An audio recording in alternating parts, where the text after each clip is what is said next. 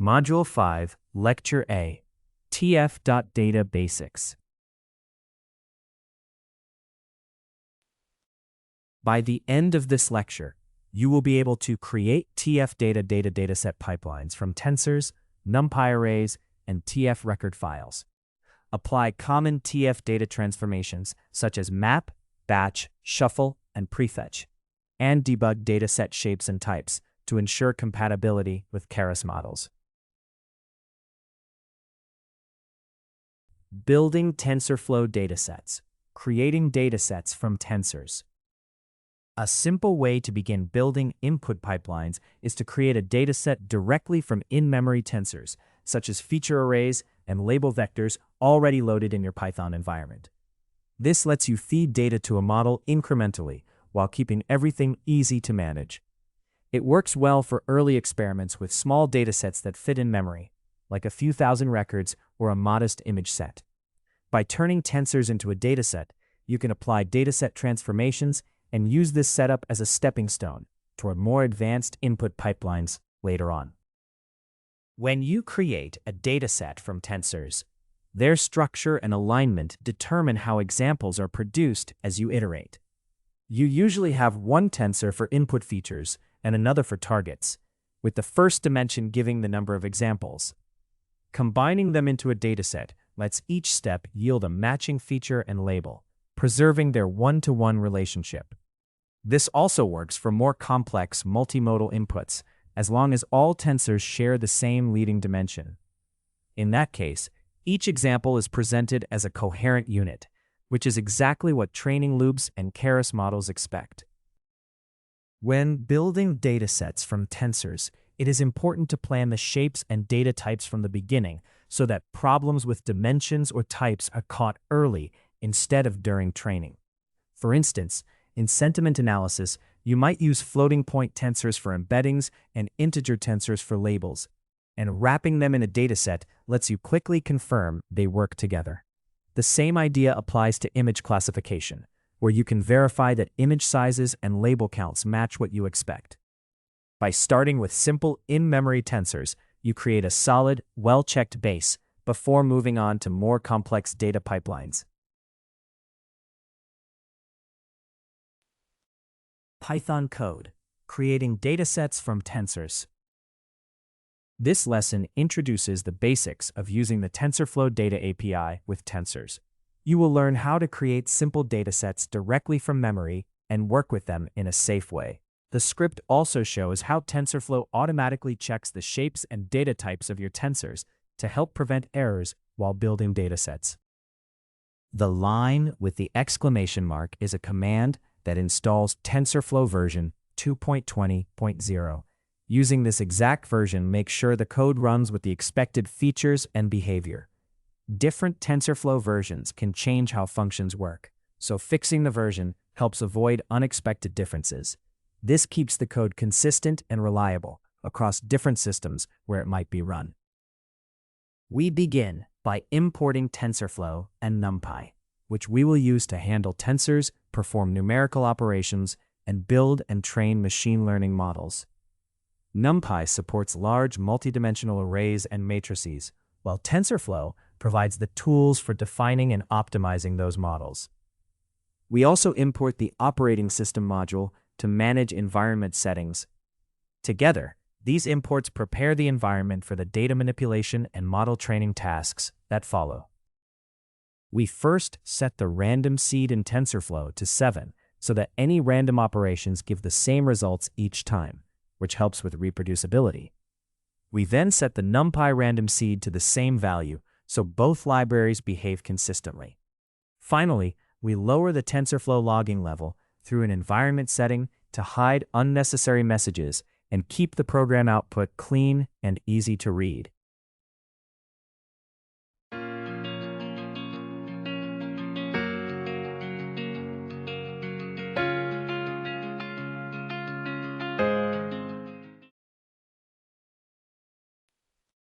This line checks and prints the version of TensorFlow currently in use.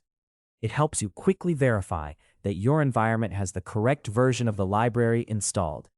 Confirming the version is important for compatibility and helps ensure that your code will run as expected. We begin by setting up two small NumPy arrays to use as data. The first array represents input features and contains 4 floating point values from 1 to 4. The second array represents target labels and contains 4 floating point values that are either 0 or 1. Both arrays use the float32 data type, so they will work smoothly with TensorFlow operations later on. We check that the number of rows in the features array matches the number of rows in the labels array, so that each feature has a corresponding label. This one-to-one pairing is essential for keeping the dataset consistent and reliable. If the dimensions do not match, it signals a mismatch in the data, which can cause errors in later processing steps. We first convert the NumPy feature array into a TensorFlow tensor with a data type of float32, because TensorFlow operations work on tensors rather than NumPy arrays. We then perform the same conversion for the labels array, again using the float32 data type. Doing this ensures that both features and labels share a compatible format, which is necessary for creating datasets and training models in TensorFlow. We begin by checking the shape of the features tensor to quickly understand the dimensions of our input data and how it will move through the model. Then we check the shape of the labels tensor to confirm that each label correctly matches a set of features. Verifying these shapes helps ensure that the data is aligned and structured properly. This step is important to catch any mismatches before we continue with model training or further processing.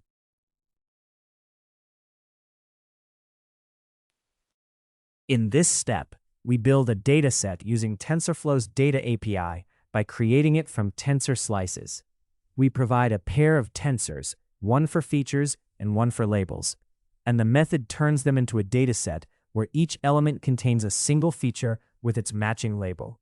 This means every input is directly aligned with its expected output. Such a structure is crucial for training models because it organizes the data in the way the learning process requires. The code takes a single raw element from the base dataset, which is built from slices of feature and label tensors, and inspects it. By looping just long enough to retrieve one element, it lets you check the structure and contents of the data before applying any further processing. The selected element is then printed to the console, so you can see exactly how the raw data is represented in the dataset. We define a function called scaleFeatures that takes a feature and its label as input. Inside this function, the feature is divided by the constant value 4 using a TensorFlow operation, so the scaling happens on tensors. The function then returns the scaled feature together with the original unchanged label. This lets us normalize the input data while keeping the labels intact before sending the data into a machine learning model. We prepare the dataset with a sequence of transformations to make training more effective. First, we apply a mapping function that scales and normalizes the features so the model can learn more easily. Then we shuffle the data with a small buffer and fixed seed to randomize the order and avoid unintended patterns. After that, we batch the examples into small groups so the model can process several at once, improving efficiency. Finally, we prefetch data in the background while the model trains, reducing idle time and speeding up the input pipeline.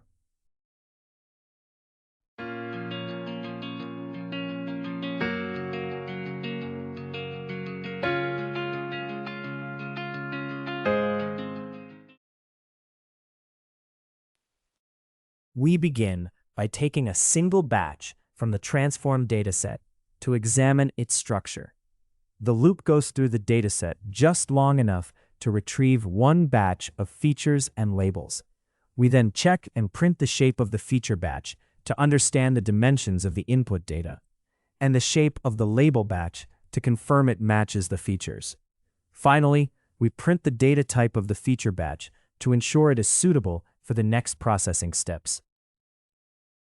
We build a simple Keras model using the sequential approach that matches our dataset. It starts with an input layer expecting a single feature, aligned with the shape of the data. We then add one dense layer with a single neuron that uses a sigmoid activation function, which is appropriate for binary classification. With these components defined, the model is ready to be compiled and trained on the dataset. The model is being compiled to prepare it for training by setting up key components. An atom optimizer is chosen to adjust the model's weights as it learns from data. The loss function is binary cross-entropy, which is appropriate for binary classification problems. Accuracy is also tracked as a metric to monitor how well the model performs during training and testing. Together, these choices ensure the model is ready to learn efficiently from the data. The model is trained using a dataset pipeline by calling the fit method with the training data. Training runs for 5 epochs, meaning the model goes through the entire dataset 5 times to improve its performance. The verbose setting is turned off, so no progress messages are shown during training. This setup lets the model learn efficiently from the data without producing extra console output. The model is evaluated on the same small dataset that was used for training by running it once more to compute loss and accuracy. An evaluation function is called with this dataset as input, and detailed output is turned off so the process runs quietly. The resulting values are stored as the final loss and accuracy of the model on this dataset. This code reports the model's performance after evaluation by printing the final loss and accuracy. It first converts these values to standard floating point numbers for clarity. It then displays both metrics together on a single line, giving a concise summary of how well the model performed on the dataset. This script shows how to build and train a simple neural network using TensorFlow's data pipeline. It creates small feature and label arrays, converts them to tensors, and builds a dataset that is scaled, shuffled, batched, and prefetched for efficiency. A basic Keras model with one dense layer and a sigmoid activation is then defined, compiled with the atom optimizer and binary cross-entropy loss, and trained for several epochs on this dataset. Finally, the model is evaluated on the same data, and the resulting loss and accuracy demonstrate how the data pipeline integrates with the neural network training process. TFRecord input pipelines. TFRecord files provide a scalable way to feed large disk-based datasets into your training pipeline. They store serialized examples, such as images with labels or sentences with translations, which you stream from disk and decode as needed. This approach is especially important for massive datasets, like those used in medical imaging or satellite analysis. By reading and decoding data on the fly, TFRecord files help keep your accelerators busy and training efficient. To build an input pipeline with TFRecord files, you first read the raw records, which are stored as serialized binary strings. These raw strings are not directly useful to the model, so you then pass them to a parsing function that knows your data schema. This function converts each record into properly typed and shaped tensors, such as an image, a class label, and a timestamp. Keeping reading and parsing separate makes the pipeline more flexible because you can reuse or update the parsing logic without changing how the files are read. Once your dataset can read and parse TFRecord examples, you can plug it into your data pipeline just like any other tensor dataset. You can then apply common transformations such as shuffling, batching, and prefetching to improve performance. For tasks like speech recognition, data is often spread across multiple TFRecord files and read in parallel, with parsing used to turn audio clips and transcriptions into tensors. Because TFRecord stores data in a compact sequential format, it works well for distributed training, where different workers process different files. This approach scales smoothly from small local runs to large production systems while keeping the same overall pipeline structure.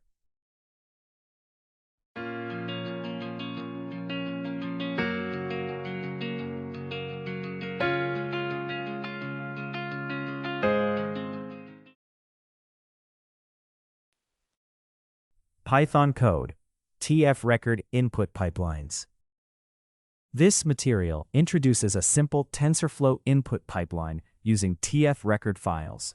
It demonstrates how to create very small TFRecord datasets and then read and parse them. The goal is to provide a gentle, beginner-friendly overview of how TensorFlow datasets work. By following it, you can see the basic steps involved in building and using TFRecord-based input pipelines. The commented line suggests installing TensorFlow version 2.20.0, which is a specific release of a popular machine learning and deep learning library. Specifying this exact version helps ensure the code runs correctly, since different versions can change features or syntax. Because the line is commented out, it serves as a recommendation or reminder rather than an instruction that is currently being executed in the script. We start by importing the operating system library to work with files and directories on the computer.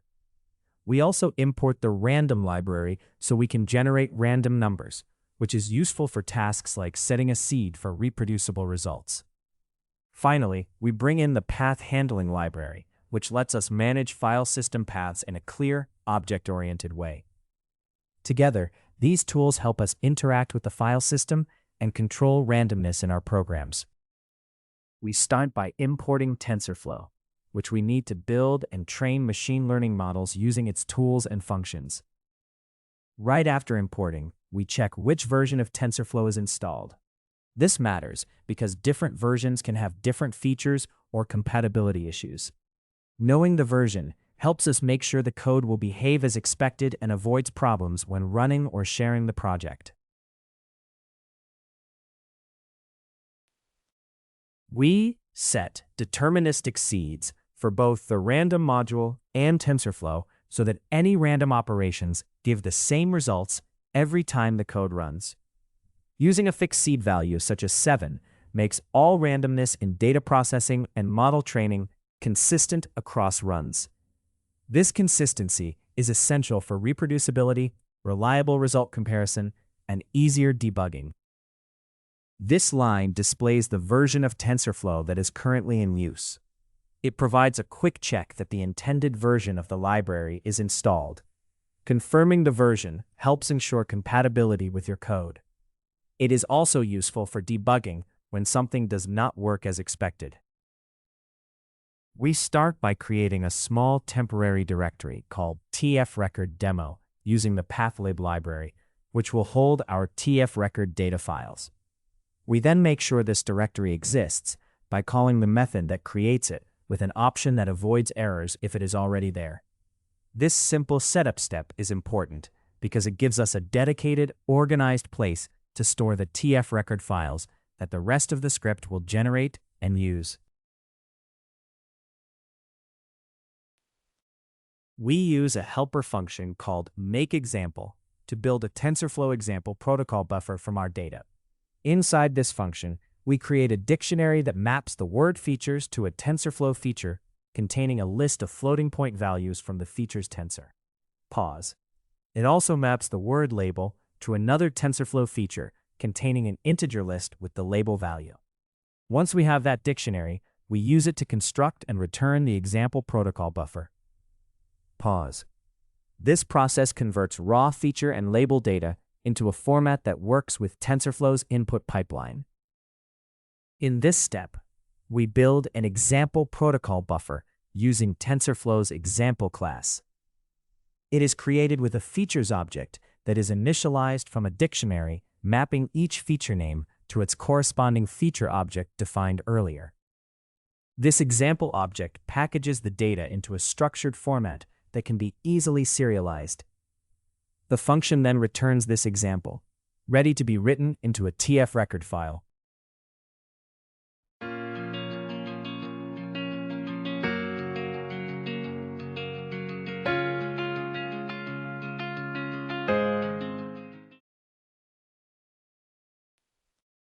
This function creates a small TFRecord file by opening a writer at a given location and generating several examples. For each example, it builds a feature list by taking the current index, converting it to a float, and repeating it to match the desired feature dimension.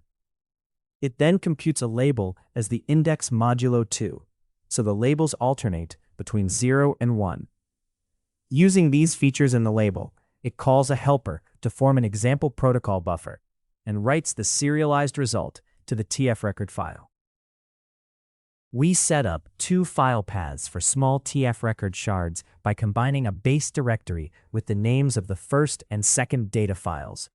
These paths point to the locations where the TFRecord files will be saved. Later in the script, we use these paths to create, store, and access the TFRecord data. Defining them upfront keeps file handling organized and consistent throughout the code. We begin by creating 2 small TFRecord files, often called shards, each holding a few data examples. For the first file, we use a writing function to store 4 examples, where each example has 3 feature values. We then repeat this process for the second file, again creating 4 examples with 3 features each.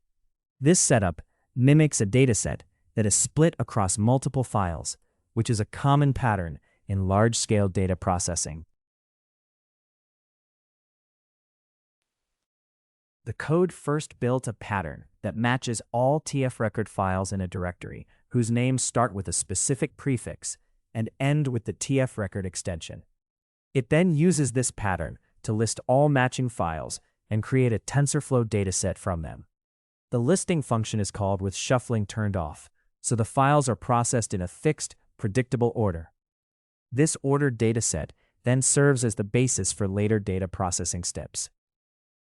We read records from multiple files using the interleave method, which applies a small function to create a TFRecord dataset for each file. The cycle length is set to 2, so it reads from 2 files at the same time. The number of parallel calls is set to be chosen automatically, allowing TensorFlow to adjust how many files it reads in parallel based on available resources. This configuration efficiently merges records from different files into one continuous dataset stream. We create a feature description dictionary to explain how to read the serialized data in the TFRecord files. It tells the parser that the features entry should be treated as a fixed-length array of 3 floating-point numbers. It also specifies that the label entry is a single integer value. Defining this structure is essential so the data is parsed correctly, with each part read using the expected type and shape. We create a function called parseExample to handle serialized data records. Inside this function, we use TensorFlow's single example parsing method together with a predefined feature description that specifies the expected data structure. The method decodes the serialized input into its components, from which we separate the features and the label. The function then returns these features and label so they can be used in the rest of the dataset pipeline. We apply a parsing function to each element in the raw dataset to convert serialized examples into a usable format. This parsing step extracts the features and labels needed for training or evaluation. To speed up this process, we let TensorFlow automatically choose how many elements to process in parallel, which improves performance by handling multiple examples at the same time. We first shuffle the parsed dataset with a buffer of 8 examples to better mix the data and increase randomness in the batches.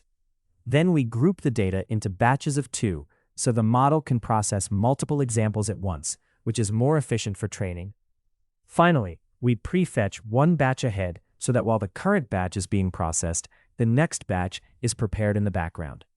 This overlap of preparation and processing improves the overall speed of the input pipeline.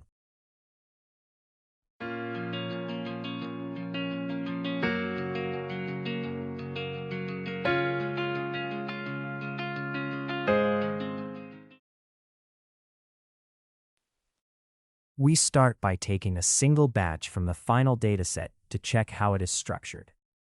From this batch, we separate the features from the labels and examine them.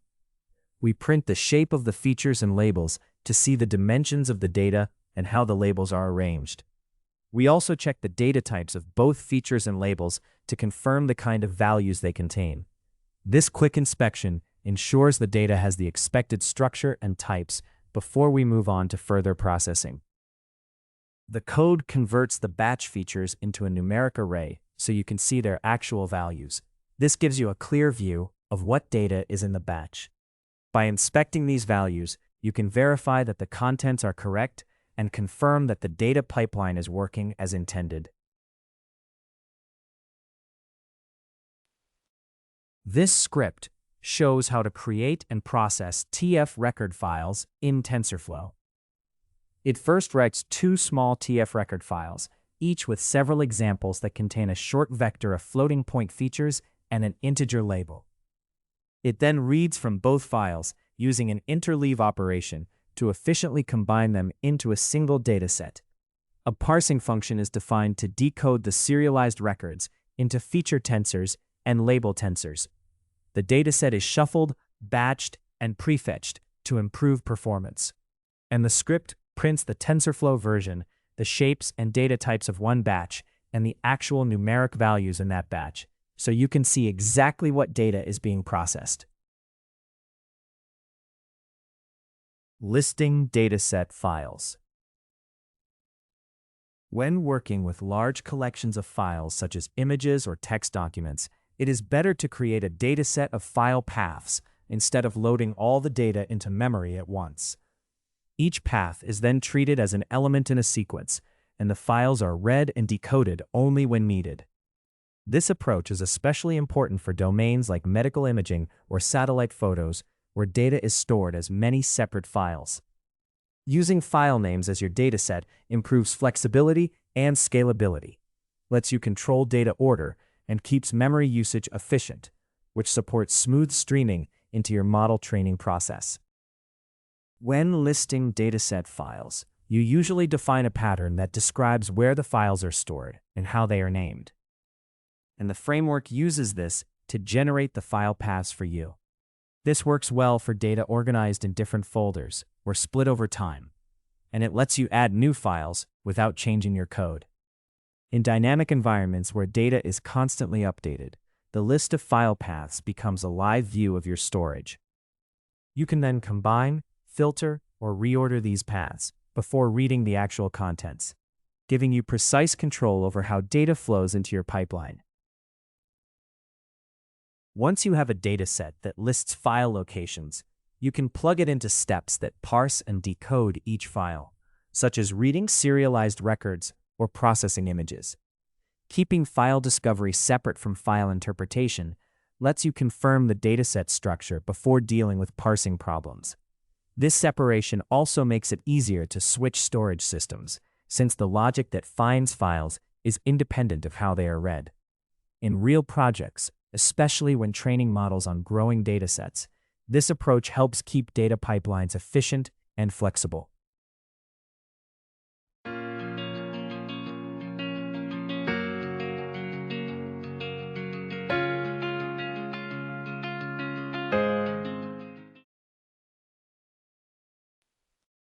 Python code, listing dataset files. This short script demonstrates how to list dataset files using the TensorFlow Data API and file patterns. It focuses on how to work with file matching patterns to identify and load the relevant data files. To understand the process clearly, you should run the cells in order so you can follow the flow from listing files to preparing them for use. The line with the exclamation mark is a command to install TensorFlow version 2.20.0. Specifying this exact version makes sure the script uses the expected features and remains compatible, since different TensorFlow versions can change how things work. The exclamation mark shows that this is a shell command meant to be run directly in a Jupyter notebook or a similar environment. We begin by importing TensorFlow, which we need to build and manage datasets in this script. We also import the operating system module to interact with the system, and the pathlib module to work with file paths in an object-oriented way. Together, these tools let us create directories, organize files, and manage paths, which is essential for storing and accessing our dataset. We begin by printing the TensorFlow version currently in use to confirm that the correct library is installed and running. This quick check is important for compatibility because different versions can support different features and behaviors.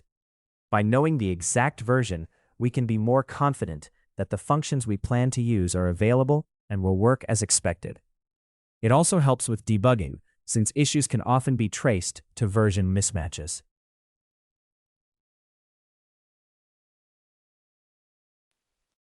We begin by creating a small temporary directory called demo data root using the pathlib library, which offers an object-oriented way to work with file system paths. We call its make directory method with the option that allows the directory to already exist without causing an error.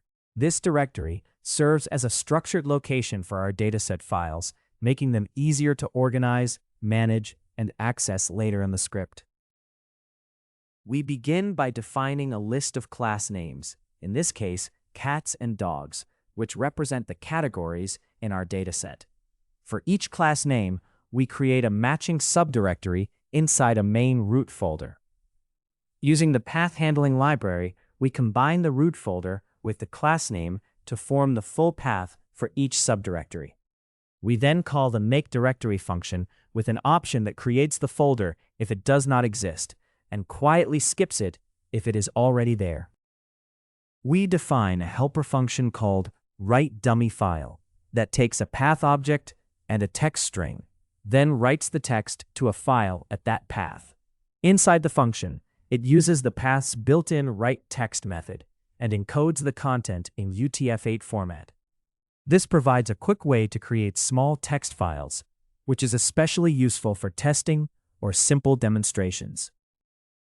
We loop over each class label, such as cats and dogs, and for each label, we run another loop 3 times to create multiple files.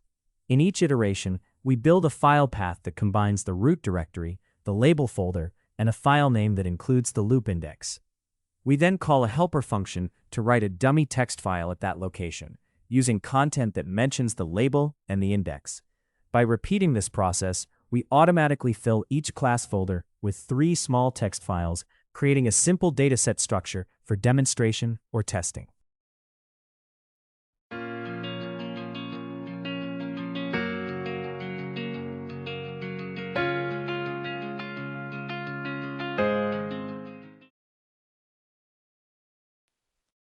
We use the pathlib library to walk through the directory tree and find all text files, using a recursive search method that matches the desired pattern. After collecting these file paths, we sort them so they are always processed in a consistent order. Finally, we print the total number of files found, which serves as a quick check on how many files were created in the earlier steps. We now print a few example file paths to quickly inspect the directory structure and confirm what has been created. By looking at just the first few entries in the list of all paths, we can see how the files are named and where they are located. This simple check helps us verify that everything is set up correctly. Once we are confident the files are in the right places, we can safely move on to more advanced operations on them. We build a pattern to match all text files in a directory tree by starting from the root directory, adding a wildcard for any subfolder, and then another wildcard for any text file name.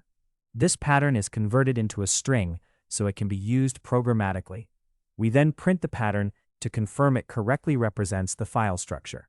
Once verified, this pattern is used in later steps to list all text files in the dataset. We are building a dataset using TensorFlow's data tools, and we start by using a function that lists files to collect all file paths matching a given pattern. In this case, the pattern selects all text files in the directory structure.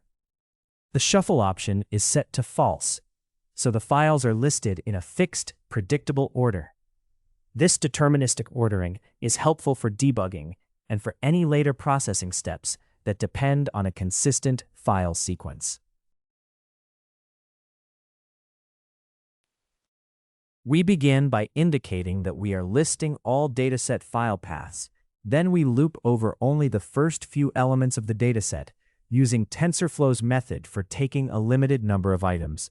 For each path, we convert it from a TensorFlow tensor into a regular string by first turning it into a NumPy value and then decoding the byte string. Finally, we print each resulting string so we can see the file paths stored in the dataset. We create a pattern that matches only the text files stored in the cats directory. To do this, we turn the path into a string that includes the directory name and a wildcard to represent any text file in that location. Finally, we print this pattern to verify that it correctly targets the intended files. We build a dataset that contains only the file paths for cat files by using TensorFlow's data tools to list all text files in the cats directory. The listing pattern is set so it matches only those cat files, and shuffling is turned off so the paths always appear in the same order. This lets us isolate and work with just the cat data, which is useful when training a model on that specific class of images or files. We first verify that the dataset contains only paths to cat image files. A message is printed to indicate that we are listing only these cat file paths. Using TensorFlow's method for taking a few elements, we loop over the first 3 path entries in the dataset. Each path tensor is converted to a regular string and decoded using UTF-8, then printed so we can see the exact file locations for the cat images.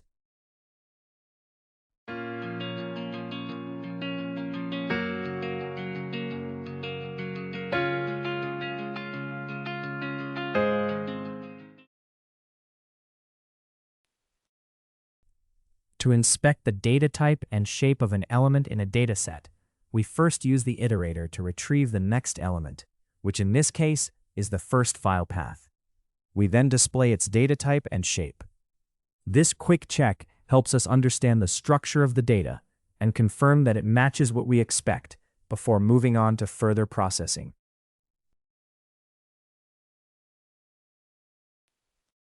This script shows how to list dataset files in TensorFlow using file patterns. It first creates a simple directory structure with cat and dog subfolders, each holding several text files, and confirms that the files exist. It then builds a pattern that matches all text files and uses it to create a TensorFlow dataset, printing some of the file paths to verify the listing. A second pattern is used to select only the cat files and create a dataset for those paths. Finally, the script checks the data type and shape of a dataset element to confirm that the dataset has been set up correctly, demonstrating basic file listing and pattern matching in TensorFlow datasets. Core dataset transformations, mapping for preprocessing. In dataset pipelines, mapping lets you build preprocessing directly into the data flow by applying a user-defined function to each element. This function transforms raw data into a form the model can use, such as normalized numbers or tokenized text. The transformations happen only when needed, so the data can stay simple on disk and be converted to tensors on demand. This efficiently connects raw stored data to the structured tensor batches required by models. Mapping in dataset pipelines is a flexible way to handle complex preprocessing across different types of data.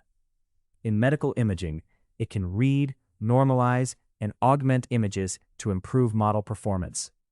In natural language processing, it converts raw text into token identifiers and attention masks. For tabular data, it fills in missing values, scales features, and encodes categories into a single vector. Using mapping ensures that training, validation, and test data all go through the same consistent processing steps. Mapping is a key technique for improving performance and scalability in data pipelines. By building mapping into the dataset, preprocessing can run in parallel on multiple CPU cores while the model runs on a GPU or TPU, which is especially important for heavy tasks like high-resolution image processing. When mapping is combined with batching and prefetching, data is prepared in advance, so the model spends less time waiting. Overall, mapping is not just for cleaning data, but is a strategic way to create fast, robust, and scalable input pipelines for large-scale training.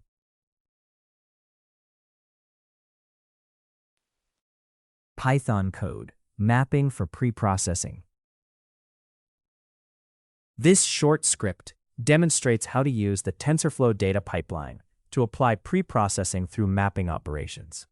It focuses specifically on scaling simple numeric features so they are prepared for model training.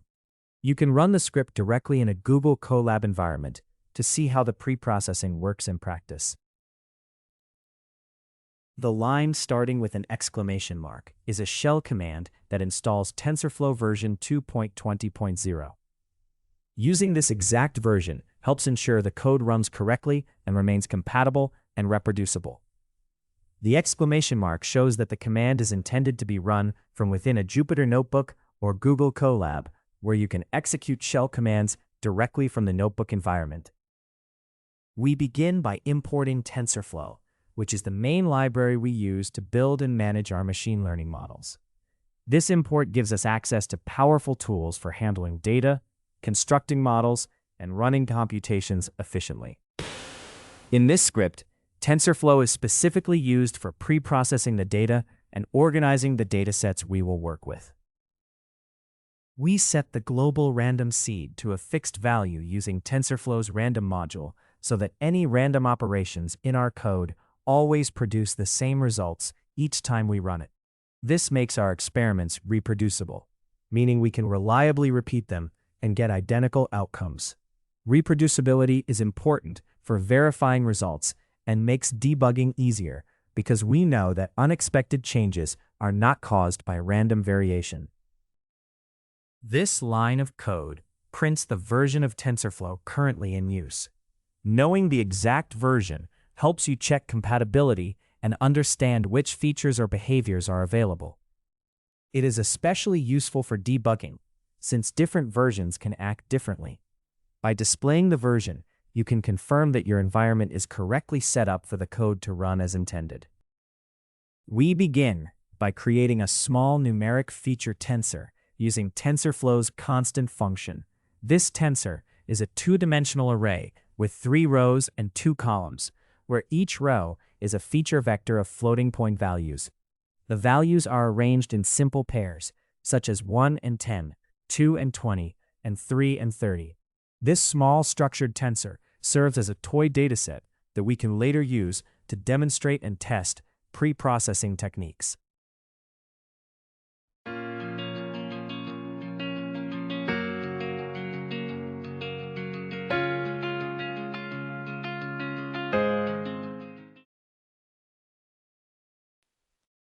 We use TensorFlow's constant function to create a small numeric label tensor that serves as the target output for our model.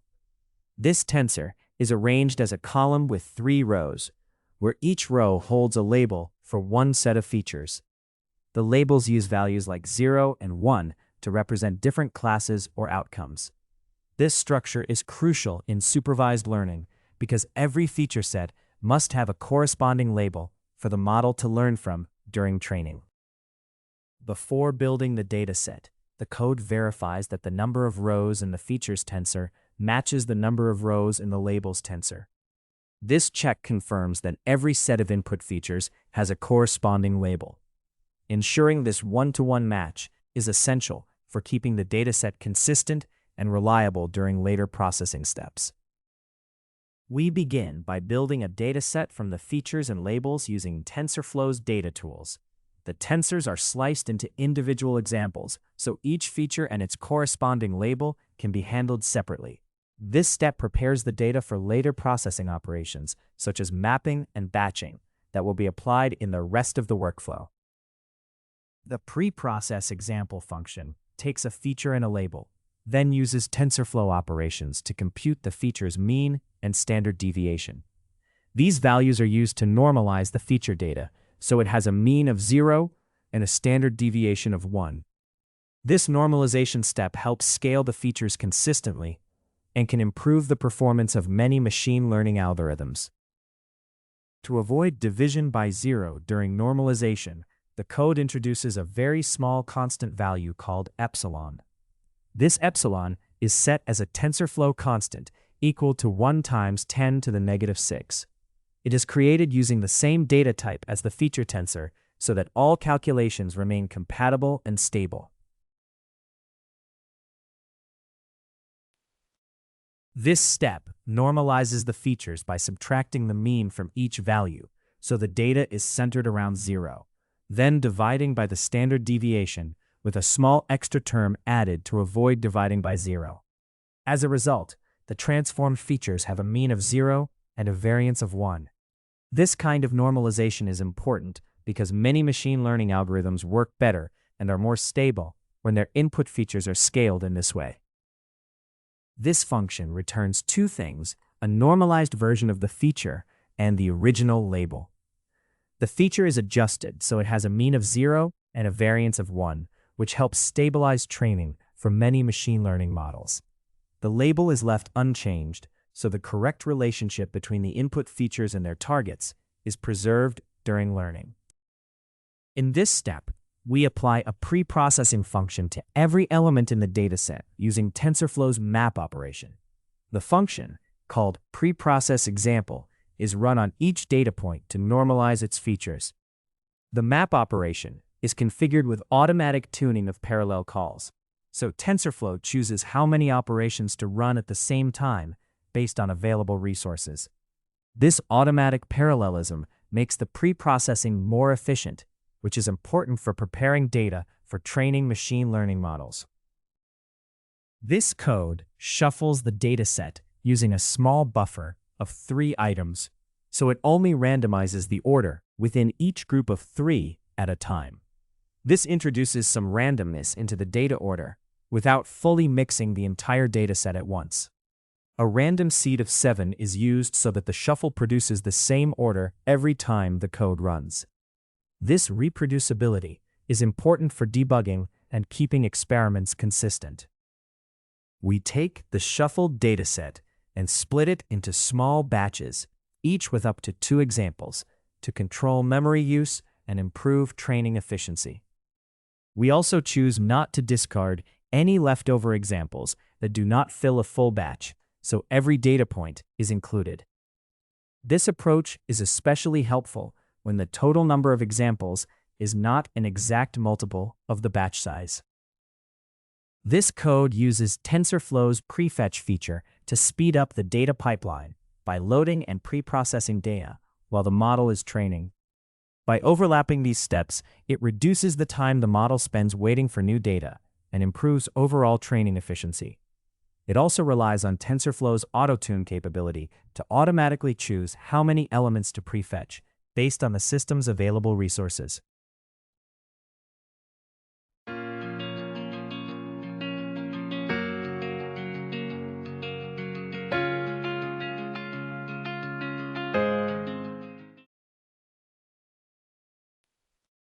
We iterate over the final dataset, which has already been pre-processed, shuffled, batched, and prefetched, and for each batch, we separate the features from the labels. We print the shape of the feature batch to check the data dimensions, and the shape of the label batch to confirm they match the expected format. We then display the first batch of features as a NumPy array to inspect the actual values after pre-processing.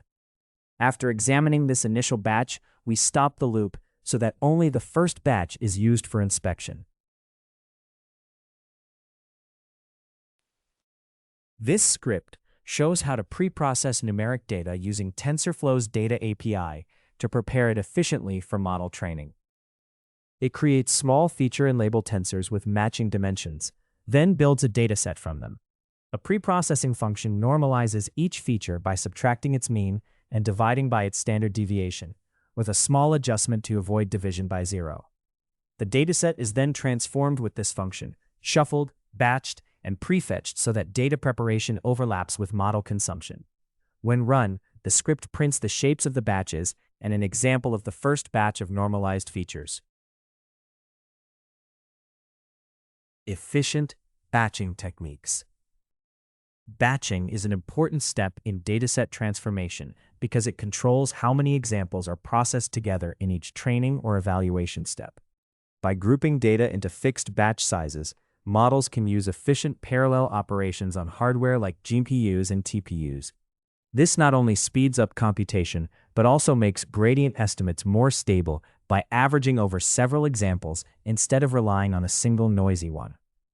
When designing a pipeline, you should choose a batch size that connects your raw data to the model's computational needs, balancing processing speed with memory limits, such as when a hospital image analysis system must work quickly without exceeding device capacity.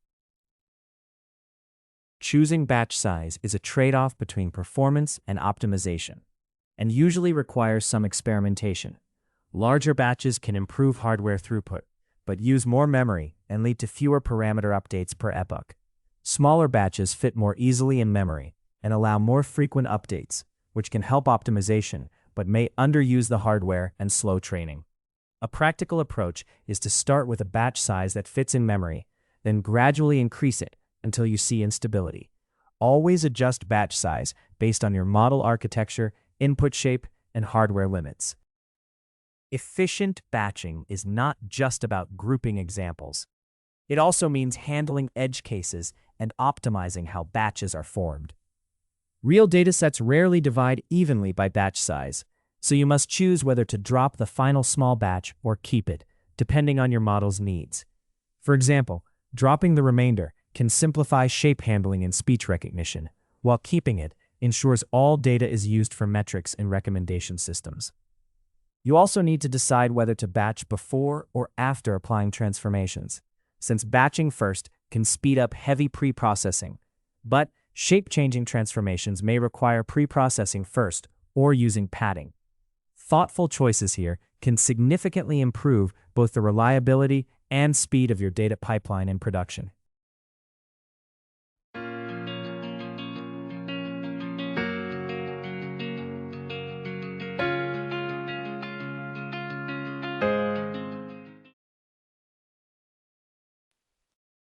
Python code, efficient batching techniques. This script shows how to use efficient batching techniques with TensorFlow data pipelines. It builds simple datasets using the TensorFlow data API, and then explores how different batch sizes affect the data. It also demonstrates how the option to drop incomplete final batches changes the behavior of the dataset. The goal is to help you understand how to control batching for more efficient data processing. The line with the exclamation mark is a command that installs TensorFlow version 2.20.0. Using this specific version, make sure the script runs with the expected features and behavior. It helps keep results consistent by using the same known version of the library across different environments. We begin by importing TensorFlow because it is the main tool we use to build and manage datasets in this script. TensorFlow offers powerful functions and classes that make it easier to handle data efficiently, especially for large machine learning tasks. By bringing it into our program, we can use its features for data manipulation and model training in a streamlined way. We use TensorFlow's random module to set a fixed global random seed so that any random operations in our code always produce the same results. This makes the behavior of the model deterministic across runs.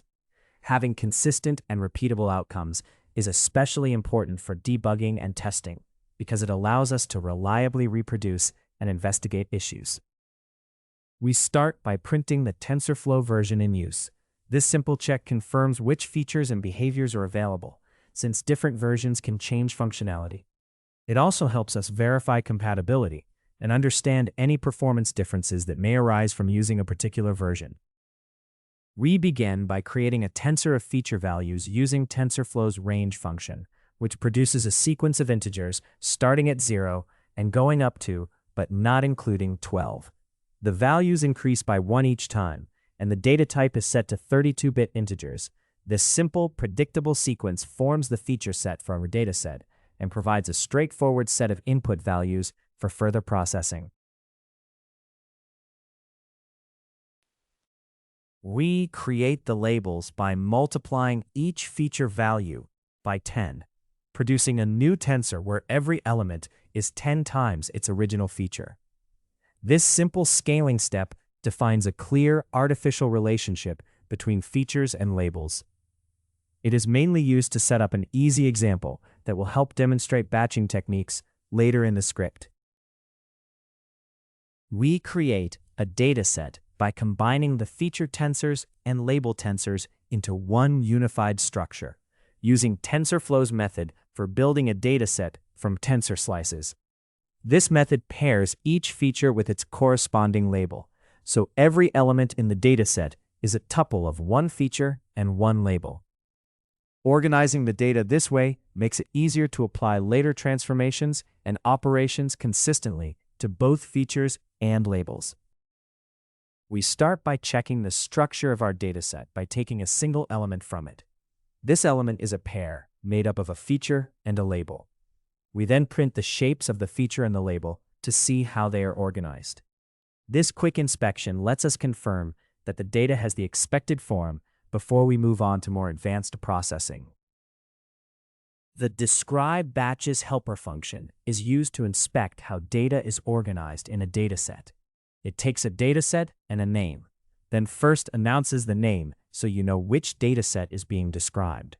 It goes through each batch, separates the features and labels, and then reports their shapes. This gives you a quick overview of the structure and dimensions of the data in each batch.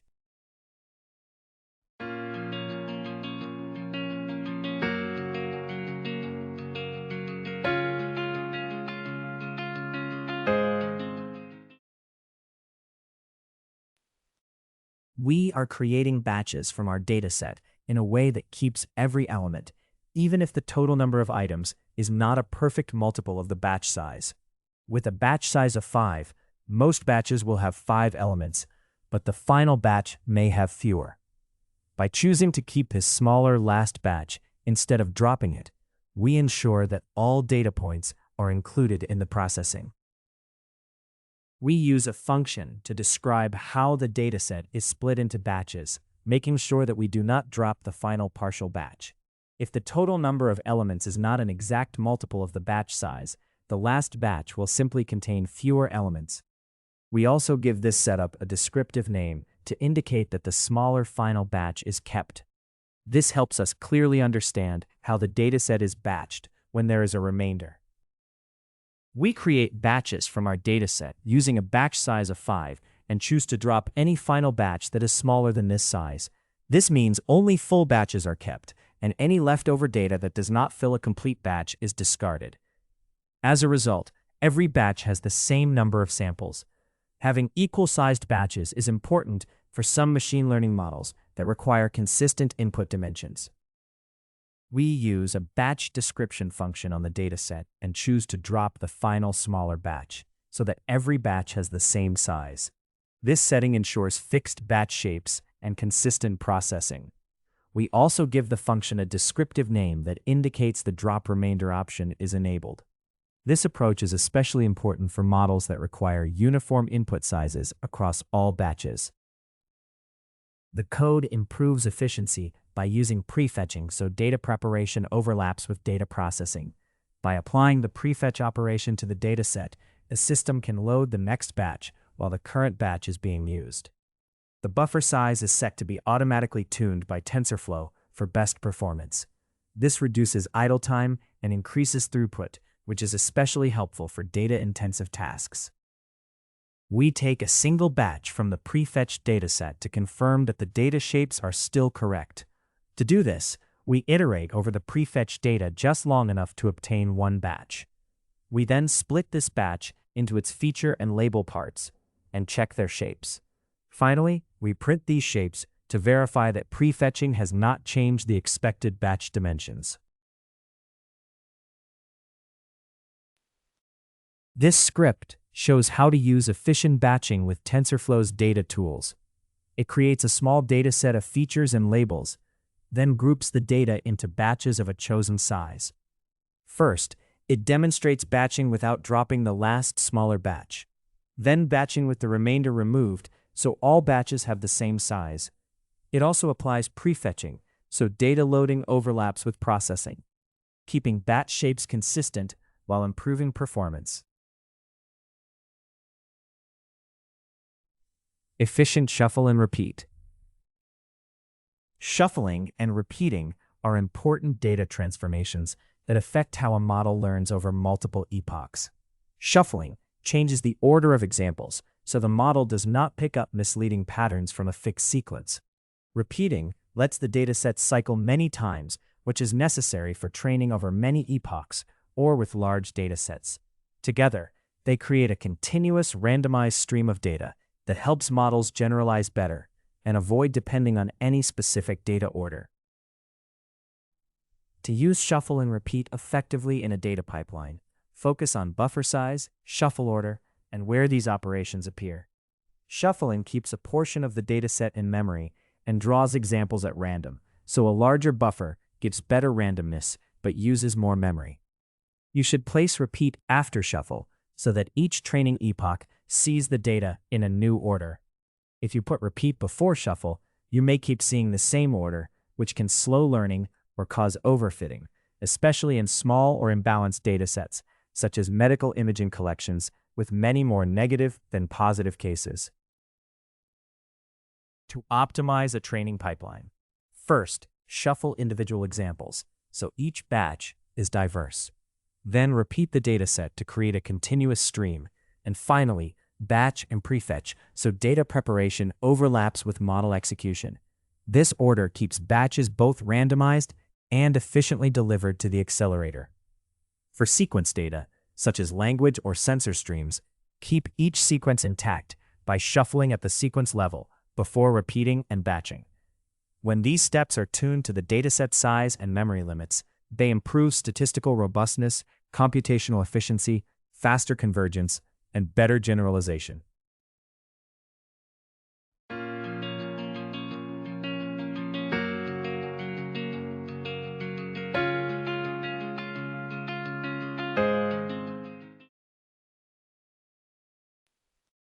Python code, efficient shuffle and repeat.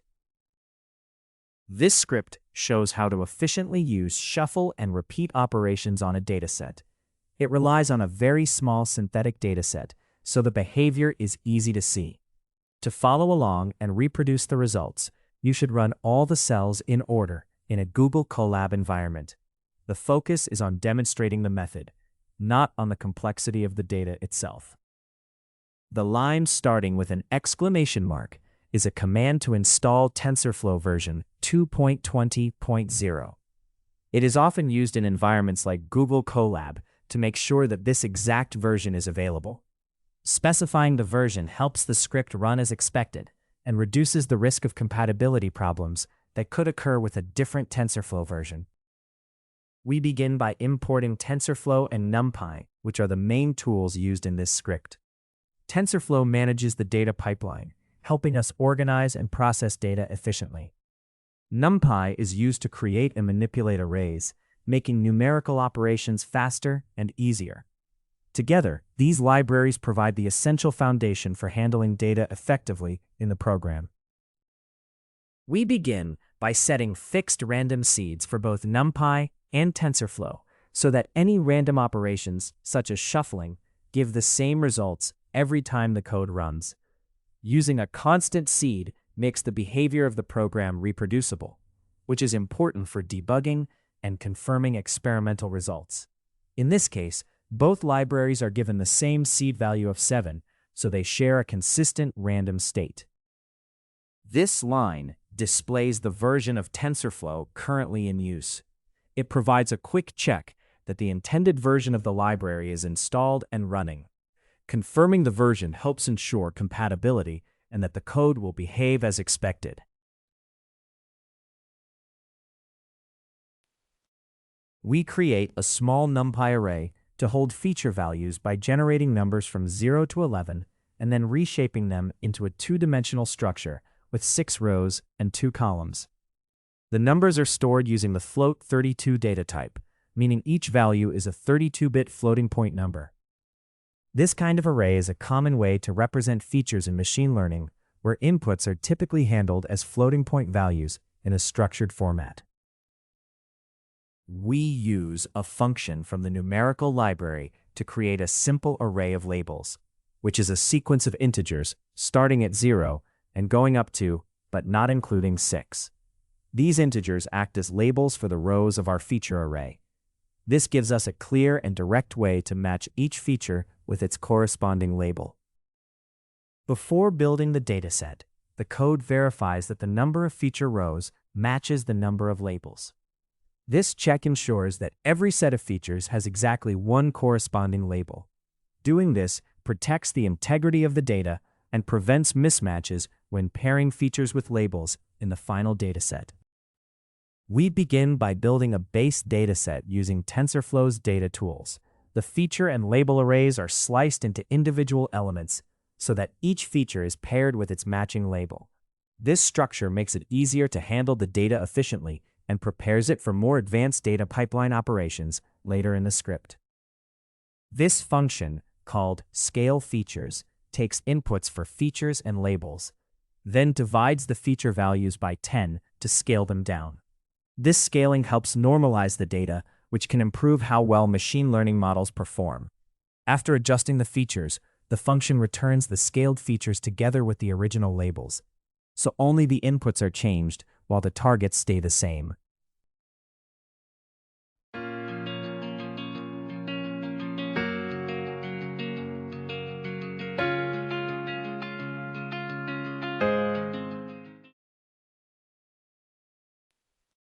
We use the map method from TensorFlow's data API to apply a transformation function called scale features to our dataset. This function scales the feature values by dividing each one by 10. The transformation is applied to every element in the dataset, which effectively normalizes the feature values. Normalizing in this way helps ensure that all features are on a similar scale and can improve the performance of machine learning models that use this data. We build a data pipeline that first shuffles the dataset with a buffer of 6 and a fixed seed of 7, so the data order is randomized but still reproducible. The shuffle is performed again on each new pass through the data to keep the order fresh every time. We then repeat the dataset twice, so each sample is seen 2 times in total. Finally, we group the data into batches of 3 samples. This setup provides randomized input order, while controlling how often each sample appears and how many samples are in each batch, which is useful for training models. We begin with a dataset whose features have already been scaled, then duplicate it so each element appears twice in order. After that, we shuffle the data using a buffer of 6 elements, a fixed random seed for reproducibility, and reshuffling on each pass to maintain randomness. Finally, we group the data into batches of 3, which prepares it for more efficient processing in later steps. The collect batches helper function takes a dataset and a desired number of batches, then returns a list describing those batches. It starts with an empty list, then loops over the dataset while keeping track of both the batch index and the batch data. For each batch, it pulls out the labels, converts them to a standard list format, and stores a pair containing the batch index and this labels list. The loop stops once the requested number of batches has been collected, and the function returns the final list of these batch summaries. We begin by collecting a few batches from a dataset pipeline that first shuffles the data and then repeats it. A helper function called collect batches is used to take this shuffled and repeated dataset and gather 4 batches. By examining these batches, we can see how the data is arranged when shuffling happens before repeating. This helps us understand how the order of shuffling and repeating affects the resulting data sequence. We use a helper function to collect a few batches from a dataset pipeline that first repeats the data and then shuffles it. By asking this function to gather 4 batches, we can clearly see how the order of examples changes under this setup. This lets us compare the behavior of repeating before shuffling with other possible orders of operations in the data pipeline. We begin by printing a short message to signal that we are about to display the results of the shuffle and repeat operation, setting the context for what follows. Then we loop through the batches produced by this data pipeline. For each batch, we print its index and the list of labels it contains. By examining how the labels appear across batches, we can clearly see how shuffling affects their order before the data is repeated. We begin by printing a message to indicate that we are about to display the batch order for the configuration where the dataset is repeated first and then shuffled. This sets up a comparison of how data order changes under different pipeline setups. We then loop through the batches produced by this repeat then shuffle pipeline, and for each batch, print its index and the list of labels. By examining this output, we can see how repeating before shuffling affects the ordering of the data, compared with the alternative approach of shuffling before repeating.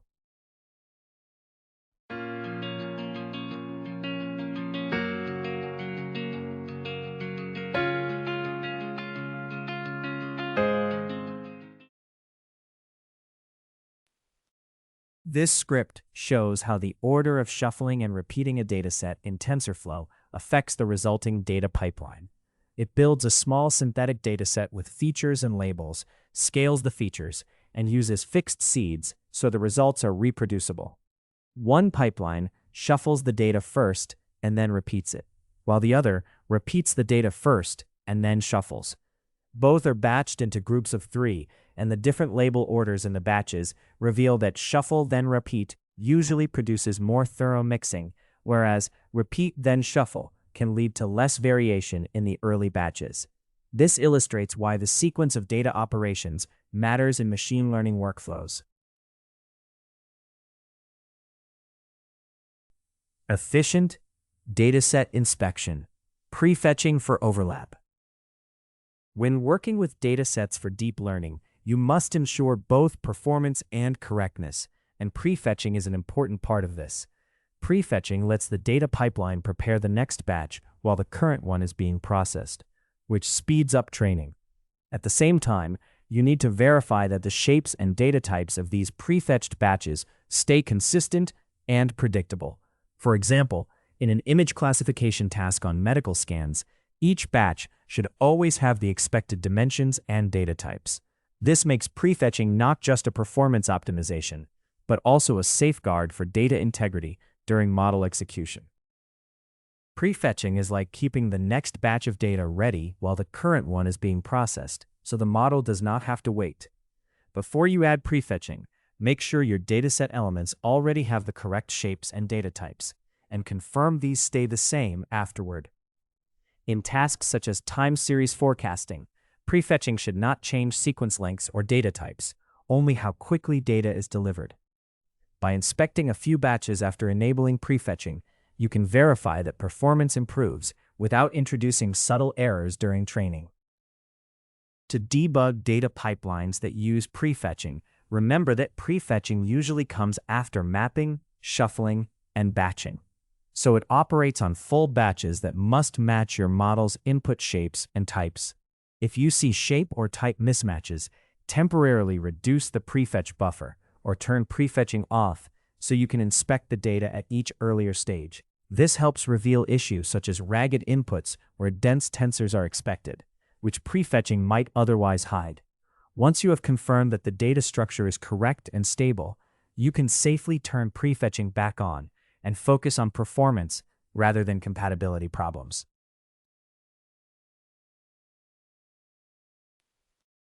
Python code prefetching for overlap. This script introduces the basics of prefetching with the TensorFlow Data API. It emphasizes how prefetching affects tensor shapes and data types, and how it interacts with Keras models. As you run the cells, you can inspect data batches before and after prefetching to see these effects in practice. The line, starting with an exclamation mark, is a shell command that installs TensorFlow version 2.20.0. Specifying this exact version makes sure the code uses the expected features and behavior of that release. This helps avoid unexpected changes that might occur if a newer incompatible version were installed instead. We begin by importing TensorFlow and NumPy, which are the key libraries used in this script.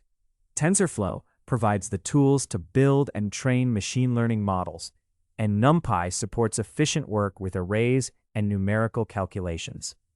Together, they form the foundation for the tasks in this project, including creating datasets and constructing a neural network model. To make our results repeatable each time the program runs, we set deterministic seeds for both TensorFlow and NumPy. We use TensorFlow's random seed function with the value 7 so that all random operations in TensorFlow give the same outcome on every run. We also set NumPy's random number generator to 7, so its random values are consistent as well. This reproducibility is important for debugging and for verifying experimental results. This line displays the version of TensorFlow currently in use. It lets you quickly confirm that your environment is running the expected version. This check is important to ensure compatibility with your code and to help with debugging when issues arise.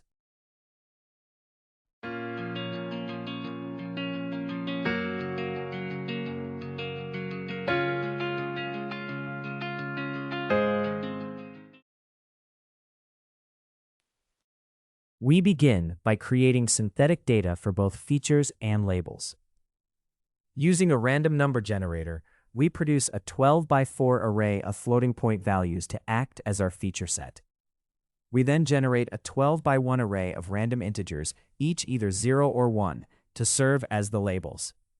Together, these arrays form a simple dataset that we can use to train a model. Before building the dataset, we first check that the number of feature samples matches the number of label samples. This ensures that every feature has a corresponding label. Making this match is essential for data integrity and for correctly pairing features with labels in the final dataset. We use TensorFlow's data tools to turn our NumPy feature and label arrays into a dataset that the framework can process efficiently. By creating this dataset from tensor slices, we convert the raw arrays into a structured form that TensorFlow understands. This prepares the data so we can later apply operations such as batching and shuffling. Overall, this step is essential for getting the data ready to be fed into a machine learning model. We shuffle the dataset using a buffer of 12 items to mix the data thoroughly, and we set the random seed to 7 so the shuffle is deterministic. This means the data will appear in the same order every time we run the code. Having a fixed, repeatable order is important for stability, debugging, and comparing results across different runs. The code groups the shuffled dataset into batches of 4 samples, matching typical model input needs. It is configured to drop any remaining samples that do not complete a full batch. This means only full batches are used during training. As a result, the model always receives inputs with consistent shapes, which simplifies and stabilizes the training process. We begin by taking a single batch from the batched dataset, so we can inspect what it contains. By iterating over the dataset and extracting one batch of features and labels, we can print their shapes to check that the data has been grouped into batches correctly. We also print the data types of the features and labels to confirm they match our expectations. This quick check ensures the batch data has the right dimensions and formats before we apply prefetching or any further processing. In this step, we improve the dataset pipeline by adding prefetching, which lets data loading happen at the same time as model training. We use TensorFlow's prefetch feature so that batches are prepared in advance instead of waiting for them during training. By setting the prefetch amount to be chosen automatically, TensorFlow decides how many batches to prefetch for best performance. This makes the input pipeline more efficient and can speed up the overall training process. After adding prefetching to the dataset, we inspect a single batch to verify that everything is still correct.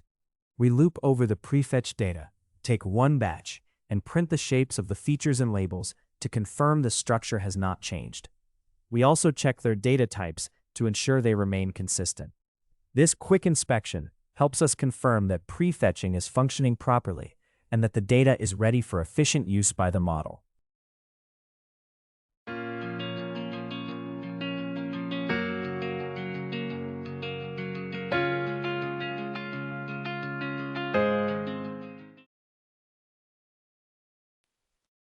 We define a small Keras model using the sequential API that matches the shape of our input features.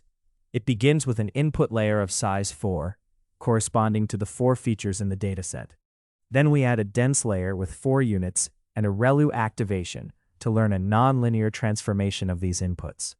Finally, we include a dense output layer with 1 unit and a sigmoid activation, which produces a value between 0 and 1, suitable for binary classification. The model is set up for training using the Atom Optimizer, which is widely used because it trains neural networks efficiently and adapts during learning. It uses binary cross-entropy as the loss function, which is appropriate for binary classification because it measures how far the predicted outputs are from the true binary labels. Together, these choices define how the model updates its weights and how its performance is evaluated during training. We start training the Keras model by calling the fit method on the prefetch dataset, which helps load data efficiently during training. We run it for a single epoch, so the model passes through the entire dataset once. The training output is silenced by setting the verbosity level to 0. This simple setup is mainly used to confirm that the model can train correctly without problems related to data shapes, data types. At the end of the script, a final message is printed to confirm that training has completed successfully. This indicates that the prefetching mechanism functioned correctly and kept the data shapes consistent during training. The closing print statement acts as a simple validation step, reassuring you that adding prefetching did not cause any problems in the data pipeline.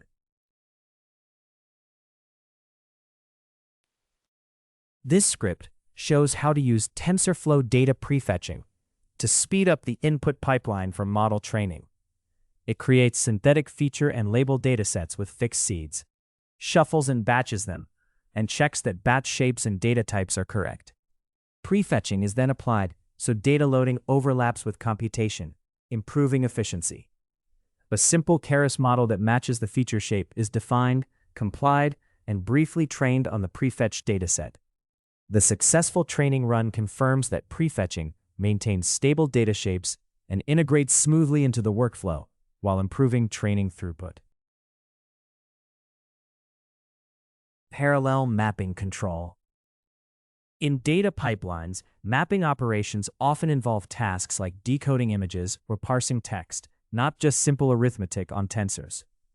How many mapping calls run in parallel strongly affects both performance and debugging. High parallelism can speed up processing, but makes it harder to trace errors because many elements are transformed at once. By temporarily reducing parallelism, you can more easily inspect each transformation, confirm that shapes and data types are correct, and ensure the outputs match your model's input requirements before turning parallelism back up for better performance. When your mapping function has complex branching or relies on external resources, it is important to control how much work runs in parallel. High parallelism can hide bugs in specific branches, especially in tasks like medical image preprocessing, and make errors harder to trace. During debugging, you should reduce parallelism so you can carefully inspect each batch and confirm that all tensor shapes and types match your model's input requirements. After you have verified that everything works correctly, you can safely increase parallelism again to improve performance without sacrificing accuracy. When developing and monitoring a dataset, it is important to control how much parallel mapping you use. Lower parallelism makes it easier to check that tensor shapes and types match the model's expectations and keeps logs in a clear, readable order. Too much parallelism can jumble logs and make it hard to trace specific inputs. By reducing parallelism, you get more predictable, reproducible behavior across different machines, which helps teams align the dataset with the model architecture more efficiently.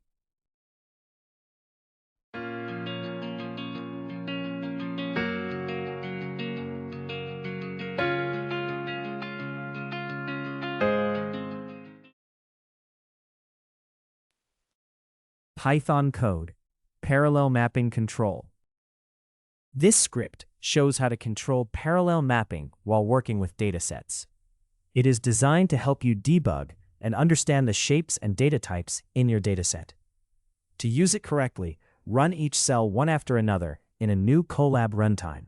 so that the environment is clean and the results are consistent.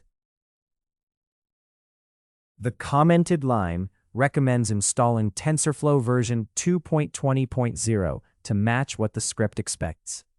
Using this exact version helps avoid compatibility issues and ensures the code runs as intended. It is essentially a setup step to prepare the environment correctly before executing the rest of the program. We begin by importing TensorFlow and NumPy to prepare our environment for machine learning work. TensorFlow provides tools for building and training deep learning models, while NumPy supports fast and efficient numerical operations. Together, they allow us to handle arrays and perform the computations needed for the rest of the script.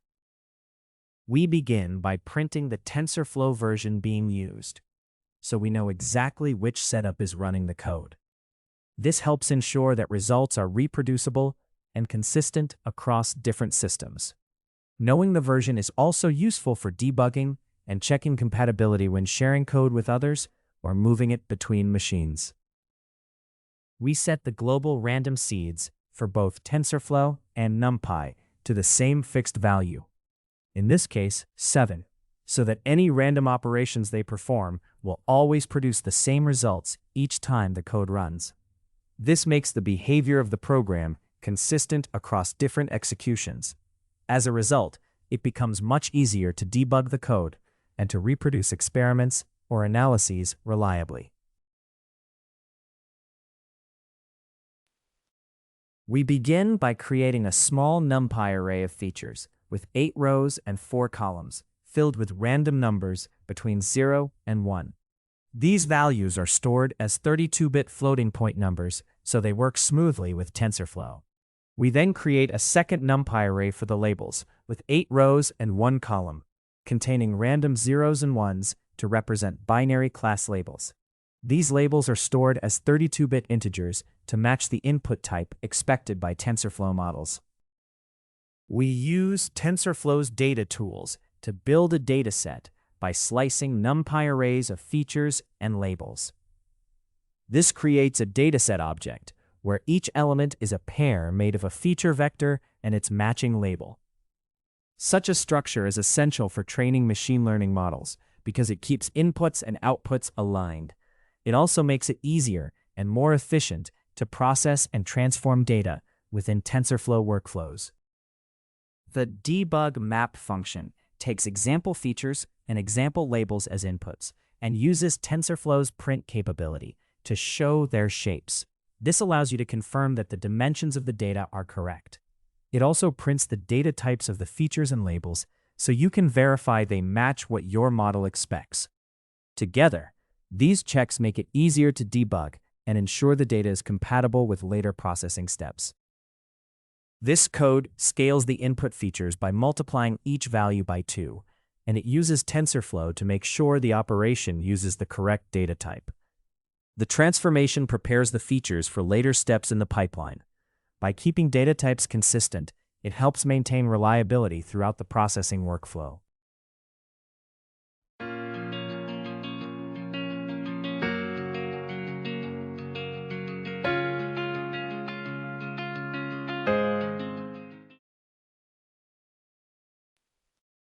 This line of code converts the labels to a 32-bit integer type, so they match what the model expects. Many machine learning models, especially in TensorFlow, require labels to be in this int32 format for proper processing. Using the TensorFlow cast function ensures the labels have the correct data type.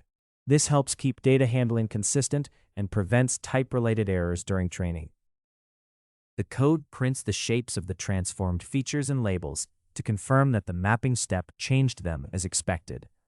By checking these shapes, you can verify that the data still has the correct structure after transformation. This is important for debugging and for making sure the data pipeline is working properly. This function returns 2 things: the processed features and the processed labels. It scales the features by multiplying each value by 2, so they are in the proper format for later steps. It also converts the labels to integer type to match the model's requirements. As a result, both features and labels are correctly transformed and ready to be used in the machine learning pipeline. To make debugging easier, we build the dataset using a sequential mapping approach. We apply the mapping function to each element of the base dataset one at a time, with the number of parallel calls set to 1. This forces the processing to be strictly sequential. By doing this, we can clearly observe how each individual data point is transformed and what output it produces, without the added complexity of parallel execution. This code prepares a dataset for a Keras model by organizing it into batches and using prefetching. It groups the data into batches of 4 to make training more memory efficient and easier to process. Prefetching then loads the next batch while the current one is being processed. So data preparation and model execution overlap. Together, these steps improve the overall speed and efficiency of the training pipeline. To check that the dataset is structured correctly, we iterate over it and inspect a single batch. Using the debug version of the dataset with sequential mapping, we take one batch and print the shape of the features to confirm they have the expected structure. We also print the shape of the labels to ensure they match the intended format. This quick inspection step is important for debugging and verifying that the data pipeline is correctly set up before starting model training. We build a small Keras model that matches our dataset by using a sequential structure, which lets us stack layers in order. The model starts with an input layer that expects 4 features, aligning with the shape of our data.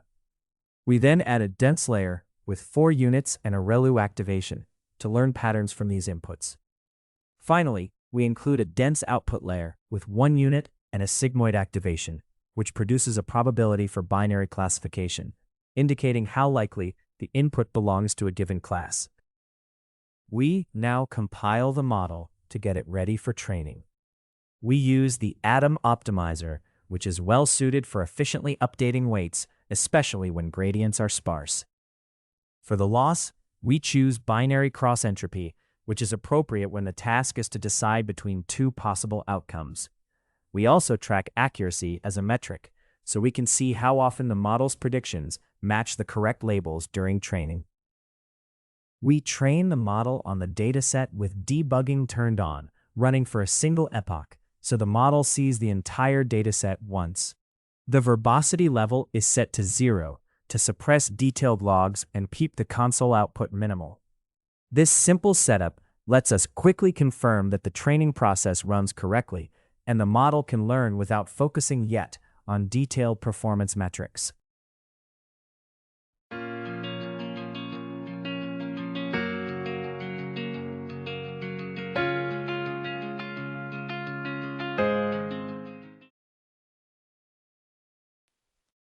After debugging, we speed up data processing by enabling parallel mapping on the base dataset.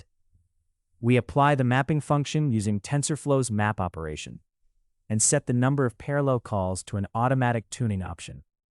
This lets TensorFlow choose how many threads to use based on the available hardware. As a result, the data pipeline runs faster by taking advantage of effective parallelism. The code takes the prepared dataset and groups it into batches of 4 samples so the model can process several examples at once, which makes training more efficient. It then uses prefetching to load the next batch while the current one is being processed.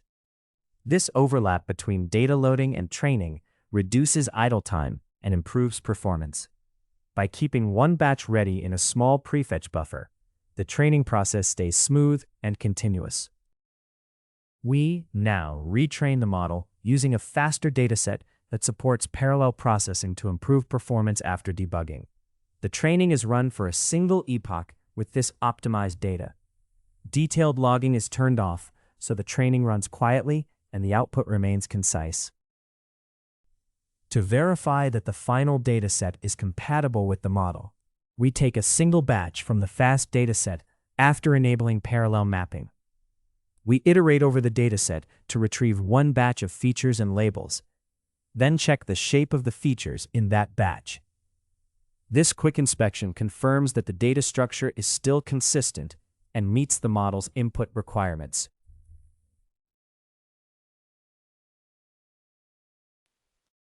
This script shows how to use parallel mapping in TensorFlow while carefully checking dataset shapes and data types. It starts with a small dataset built from NumPy arrays for features and labels, then applies a mapping function that logs shapes and types and performs a simple feature transformation. The dataset is first processed sequentially to verify that the transformations are correct and compatible with a basic Keras model. After confirming everything works, the script switches to parallel mapping to improve performance and briefly trains the model on both versions. The results confirm that batching and shapes stay consistent, so the setup is ready for larger scale training. Inspecting element spec. When building input pipelines, it is important to understand how data flows through your dataset, and the element specification plays a central role in this. The element spec describes the structure, data types, and shapes of the elements produced at each step, so you can see exactly what the model will receive. This is especially important for complex inputs such as multimodal data or serialized TFRecord examples, when mismatches can cause runtime errors. By checking the element spec early, you can confirm that your pipeline outputs the correct formats and is compatible with your model before training begins. When you apply transformations like mapping, batching, padding, and prefetching to a dataset, the element specification becomes important because these steps can change the structure or shape of your data. Batching adds a batch dimension, padding standardizes variable sizes, and mapping can convert raw inputs into tensors or multiple outputs. By checking the element specification after each transformation, you can see exactly how the data has changed and detect problems early. This is especially useful in tasks like preparing satellite images with weather data, where you need to confirm that images, metadata, and labels all have the correct structure and format, making the dataset easier to understand and debug. You can think of the element specification as a contract between your input pipeline and your Keras model. It defines the shapes and data types your model expects, such as floating point tensors for images and integer tensors for labels. If these do not match, you may only see errors when you start training, which can be hard to debug. By regularly checking the element specification, you confirm that your dataset structure matches the model's inputs and targets, turning potential debugging problems into simple validation and making training more reliable.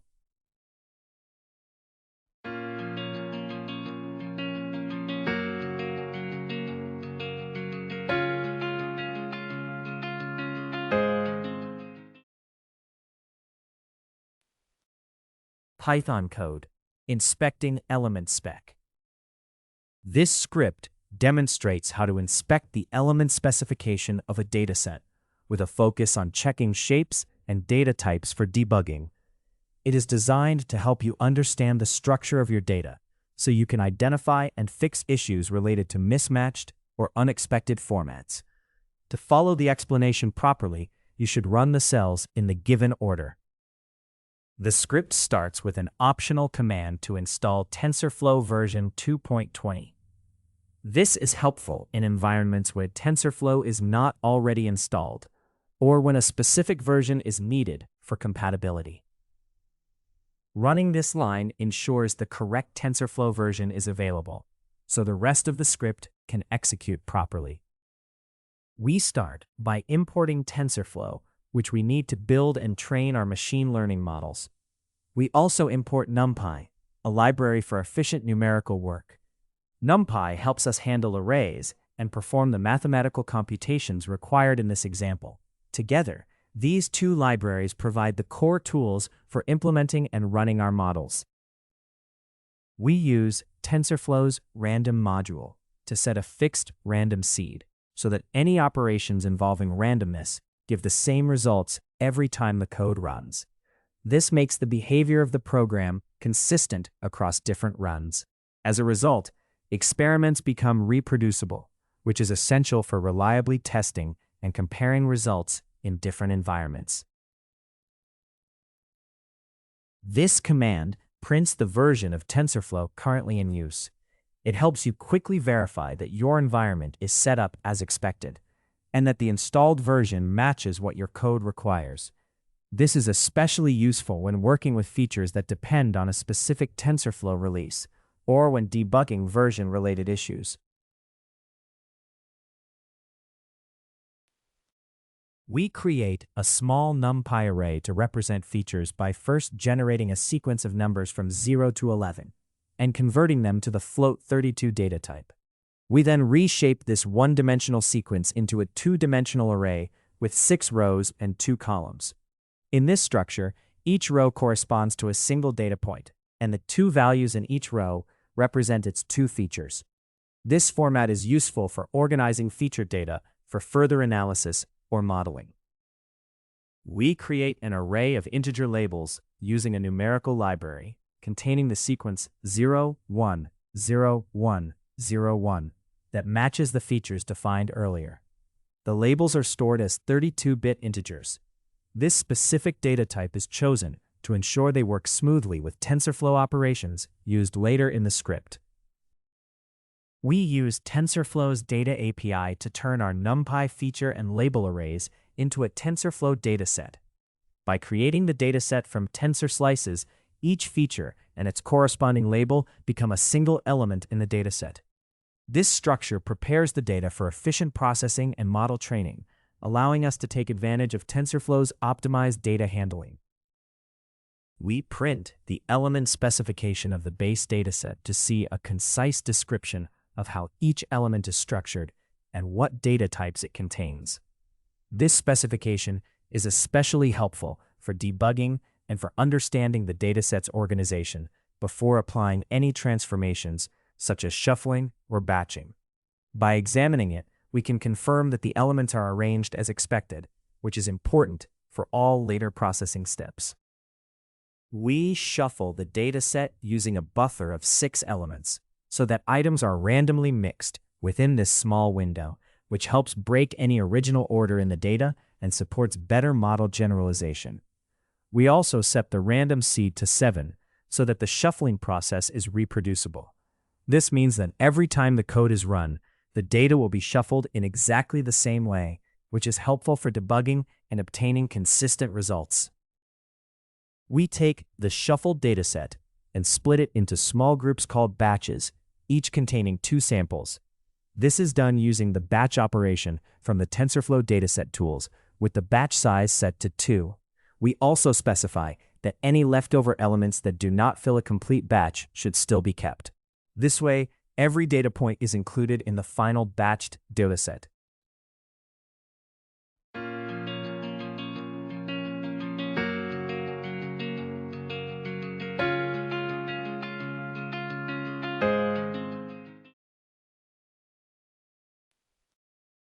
This line uses TensorFlow's prefetch feature to speed up the data pipeline. Prefetching lets data loading and pre-processing run in parallel with the model's training, which can improve overall efficiency. The buffer size is set to adjust automatically based on available system resources, so it aims for good performance without needing manual tuning. After batching and prefetching the dataset, we print the element specification of the final dataset to verify its structure and data types. This check confirms that the shapes and types of the elements match what we expect after all transformations. By examining this specification, we can catch issues early, support debugging, and ensure the dataset pipeline is correctly prepared for model training. To check that the final dataset is structured correctly, we first take a single batch from it and unpack that batch into features and labels. We then examine the shape of the feature data to see its dimensions and confirm how the inputs are organized. Next, we look at the data type of the features to understand what kind of values they contain. We do the same for the labels, checking both their shape and data type. This quick inspection helps ensure the dataset is correctly formatted before we use it for further processing or model training. We build a simple Keras model using a sequential structure meaning each layer is stacked in order. The model takes input data with 2 features, then passes it to a dense layer with 4 units that uses a ReLU activation to capture nonlinear patterns. Finally, it outputs through a dense layer with 1 unit and a sigmoid activation, which produces values between 0 and 1. This setup makes the model suitable for binary classification tasks. We compile the model to prepare it for binary classification by configuring how it will learn. We choose the Atom Optimizer because it is efficient and adapts well during training. We use the binary cross-entropy loss function, which is appropriate for binary classification, since it compares predicted probabilities with the true binary labels. With this setup, the model can train on binary data and adjust its weights to minimize the loss. This code performs a short training run using the model's fit function on the prepared dataset, which has already been batched and prefetched. It trains for 1 epoch, meaning the model goes through the entire dataset once. The training is silent because the verbosity level is set so that no progress is printed. Only 3 batches are processed in this single epoch. The main purpose of this step is to confirm that the model and the dataset work together correctly without causing errors.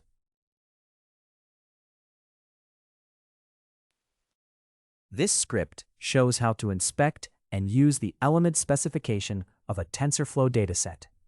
It starts by creating a dataset from small NumPy arrays of features and labels, then prints the element specification to reveal shapes and data types.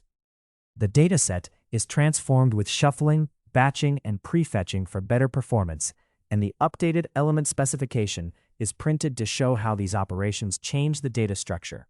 A sample batch is examined to confirm its shape and type, and a simple Keras model for binary classification is defined and compiled.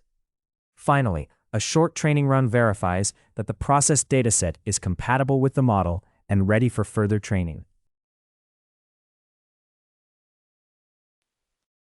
In this lecture, you learn to create tf.data.Dataset pipelines from tensors, NumPy arrays, and TFRecord files. Apply common TF data transformations such as map, batch, shuffle, and prefetch. And debug dataset shapes and types to ensure compatibility with Keras models. In the next lecture, Lecture B, we will go over advanced pipelines.